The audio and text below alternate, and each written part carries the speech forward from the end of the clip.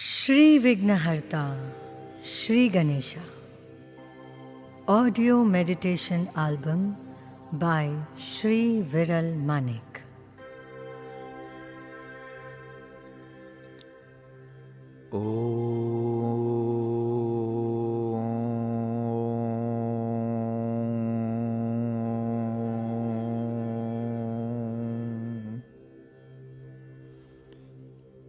श्री विघ्नहर्ता।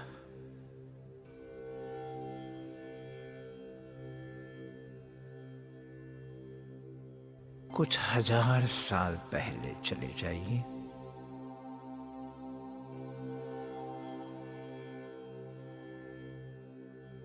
एक तपस्वी तप कर रहा है। सिद्ध व्यक्ति है। उसके सामने एक शक्ति आती है।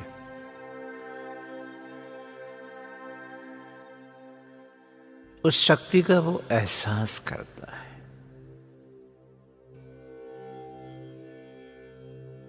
पहले तो समझ नहीं पाता है कि ये शक्ति क्या है।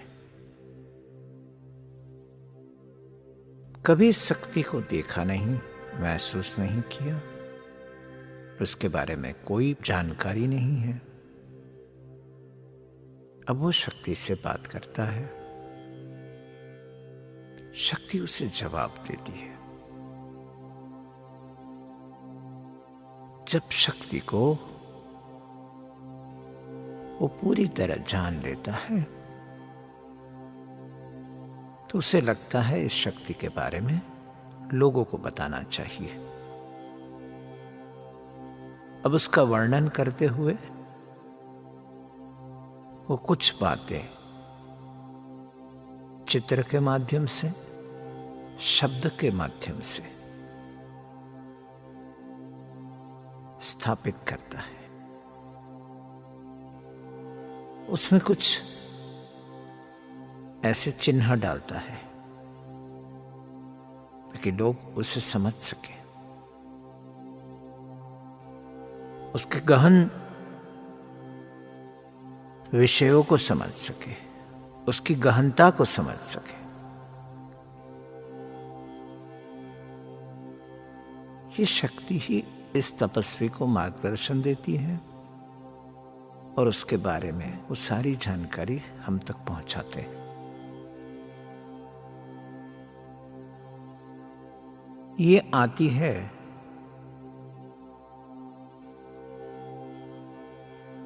तब ये अदृश्य होती है।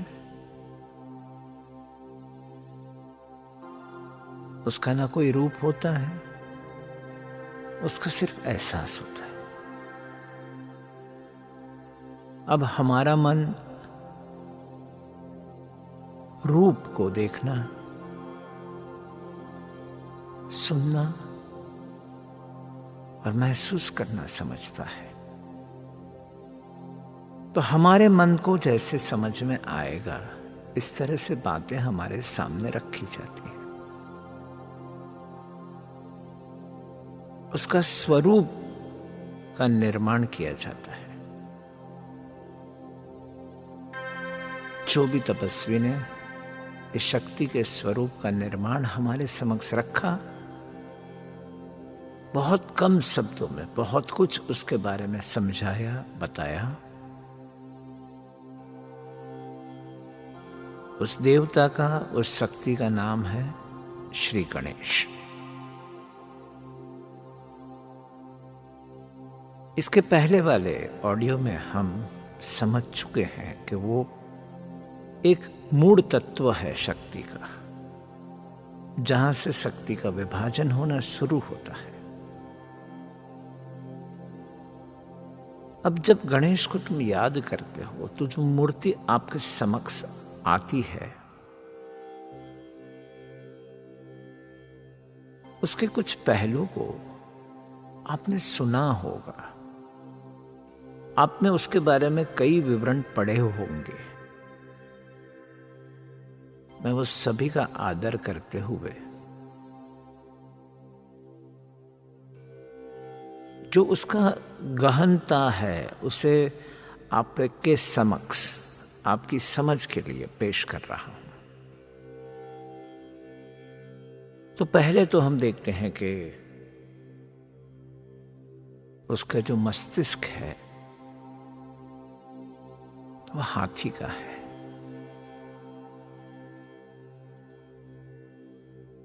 आज तक बहुत सारे वर्णन आपके समक्ष आए होंगे।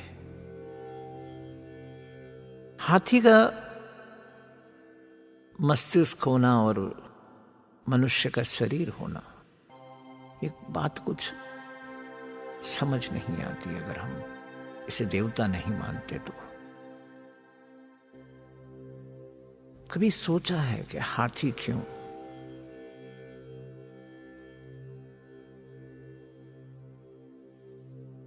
मैंने आज तक जितने विवरण देखे उसके ऊपर मैंने बहुत ध्यान नहीं दिया है, क्योंकि जब मैं प्रश्न पूछता हूं, उसकी गहराई तक जाता हूं, तो मैं शक्ति से बात करता हूं और शक्ति के माध्यम से मुझे जो समझ आता है वो आपके समक्ष पेश करता हूं। तो मुझे जो शक्ति ने कहा वो सीधा सीधा आपके तक पहुंचाता हूं। यहां मेरा प्रयत्न आपके ज्ञान को बढ़ाना है, नहीं कि आपकी श्रद्धा कहीं भी छोटी सी भी ठेस पहुंचाना नहीं है। तो हाथी जो है वो जंगल का सबसे शक्तिशाली प्राणी है। कोई उसे दबा नहीं सकता, हरा नहीं सकता। वो अपनी ही मस्ती में चलता है। इसका सीधा रिप्रेजेंटेशन पावर से है, शक्ति से है। जीवन में जीने के लिए जो पावर की आवश्यकता है वो बुद्धि से आता है और वो पावर दर्शाता है। और मनुष्य के पहले हम पशु थे, वहां से जो हमारी उत्क्रांति हुई है उसका हिस्सा भी इसमें लिया गया है। उसके बाद ह्यूमन बॉडी आती है। उसकी बॉडी आप देखते हो तो उसका पेट बड़ा है, बहुत स्वस्थता से बैठा है। पेट का बड़ा होना समृद्धि की निशानी है। यहां ये कहना चाहते हैं कि बहुत काम करने की आवश्यकता नहीं। काम का मतलब कि आपको किसी इच्छा के पीछे भागने की आवश्यकता नहीं है। आप अंदर से स्थिर होकर बैठिए, समृद्धि आपके पास आएगी।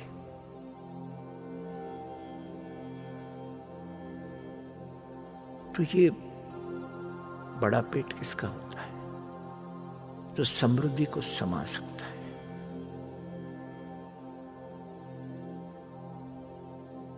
उसके बाद हाथी की जो सूंड है वो गणेश में या तो राइट साइड होती है या लेफ्ट साइड होती है। अब ये लेफ्ट साइड होने का और राइट साइड होने का अर्थ ये होता है कि स्पिरिचुअलिटी और मटेरियलिज्म। अगर वो लेफ्ट साइड है तो मटेरियलिज्म दर्शाता है, राइट साइड है तो स्पिरिचुअलिज्म दर्शाता है। यानी आप अपने प्रवास में जिस दिशा में आगे बढ़ना चाहते हो वो गणेश की शक्ति को लेकर बढ़ते हो। वो दोनों में वो परिणाम देती है। लाल रंग जो है वो समृद्धि से जुड़ा हुआ है, वो रूप चक्र से जुड़ा हुआ है। समृद्धि के लिए भी आपका रूप चक्र बहुत ही एक्टिवेट होना और फुल्ली फंक्शनल होना, पूरी तरह से संचालित होना यह आवश्यक है। ऐसे ही स्पिरिचुअल जर्नी में पहला स्थान रूट चक्र का आता है। उसके हाथ में एक कुल्हाड़ी है। ये दर्शाता है कि वो चीजों को काटने के लिए है। तो ये एनालिसिस और सिंथेसिस का स्वरूप है। एक्स जो कुल्हाड़ी से हाथी को कंट्रोल किया जाता है, वो एक विशिष्ट प्रकार का हथियार होता है जिसे एक कंट्रोल के रूप में देखा जाता है और एनकरेजमेंट के रूप में भी देखा जाता है। गणेश जी के साथ शुगर कैन भी जुड़ा हुआ है। वो जीवन के रस और स्वीटनेस को दर्शाता है।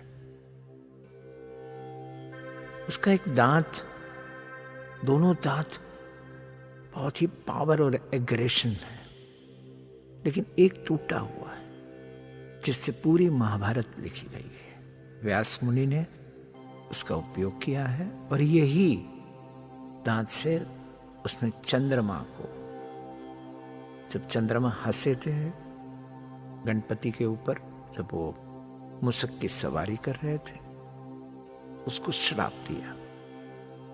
इस श्राप के कारण आपको एक बात ध्यान रखनी है कि गणेश चतुर्थी को या कोई भी चतुर्थी को आपको चांद नहीं देखना है।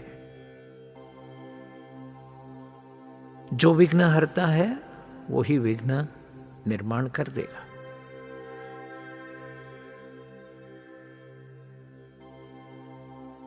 जो मूषक है वो अनकंट्रोलेबल प्रॉब्लम्स दर्शाता है, लेकिन ये मूषक वो मूषक है जिसको मदमस्त हाथी को गणेश जी ने अपनी शक्ति से मूषक बना दिया था। इसका अर्थ यह है कि कोई भी शक्ति को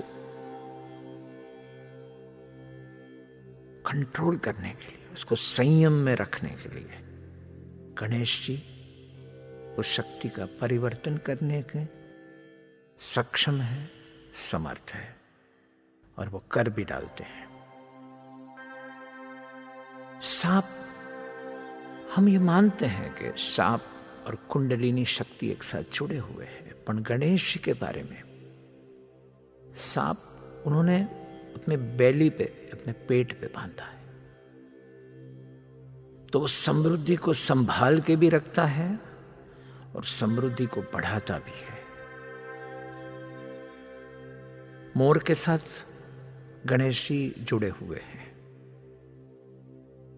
तो पूरे जीवन का संपूर्ण आनंद दर्शाता है मोर। यह शक्ति आपको जीवन का पूर्ण आनंद देने में सक्षम है, समर्थ है। मोदक, अगर आप ध्यान से मोदक को देखते हैं तो वो एक समृद्धि की पोटली है और जीवन का मधुर रस है, और उसकी जो बनावट है वो शेप एक तांत्रिक प्रक्रिया है। अब सोचिए कि गणेश ऐसी शक्ति है कि मटेरियल और स्पिरिचुअल का बैलेंस कितनी बेखूबी हर चीज में झलकता है। और मैं उस तपस्वी और जिन्होंने भी इस रचना को हमारे समक्ष रखा है,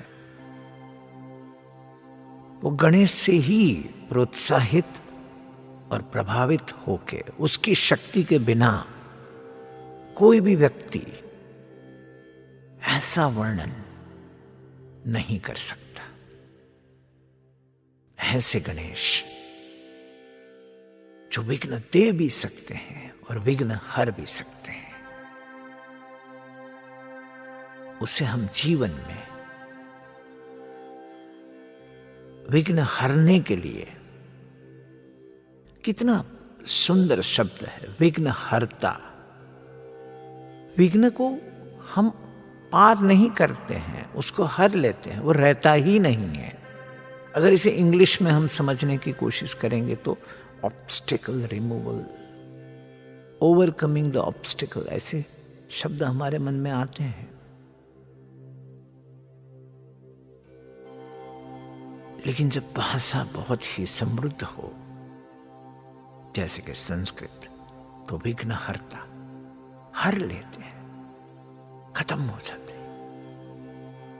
इस शक्ति का प्रयोग हमारे जीवन में कैसे करें,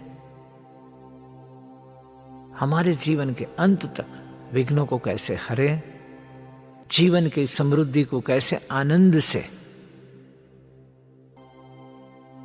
हम जीते जीते स्पिरिचुअली भी, आध्यात्मिक विकास भी हमारा हो, ऐसे गणेश के साथ हम इस प्रवास की